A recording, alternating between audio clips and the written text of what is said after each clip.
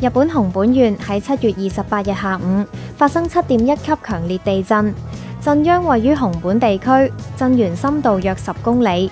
九州、四國同本州西部大部分地區都有震感，震度更達到最高嘅7級。當局一度發出海嘯預警。地震造成最少50人受傷，多棟建築物倒塌或起火，部分道路、橋樑亦斷裂。位於加島町嘅 Aeon 商場更喺震後發生爆炸，2樓倒塌，多人被困。八代市日本製紙工廠煙囪倒塌，造成多人失蹤，2名獲救人士更出現心臟驟停止狀。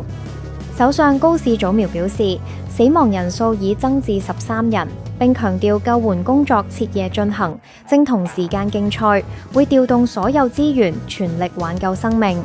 政府已向約30萬人發出避難通知，並派出3600名自衛隊隊員到災區協助供水、運送傷者同分發食物。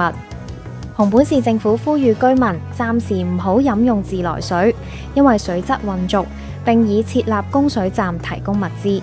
防災部門指，地震令178個公共設施暫停開放，部分改作臨時避難所。日本氣象廳警告，未來1週仍可能出現同等規模嘅地震，尤其接下來2-3日要特別警惕。震後已錄得多次餘震，其中天草同路北地區更達6.1級。地震亦令多間工廠停運，包括豐田、本田、東京 Electron 等。物流公司黑貓宅急便同佐川急便亦暫停服務。JR 九州宣布所有新幹線停駛。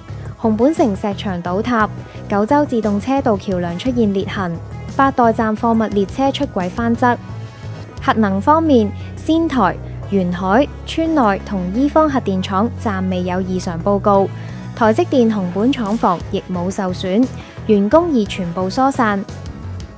回顧歷史，熊本曾喺2016年發生2次7級以上地震，今次亦係自前年能登半島地震以來，日本再次錄得震度7嘅強烈地震。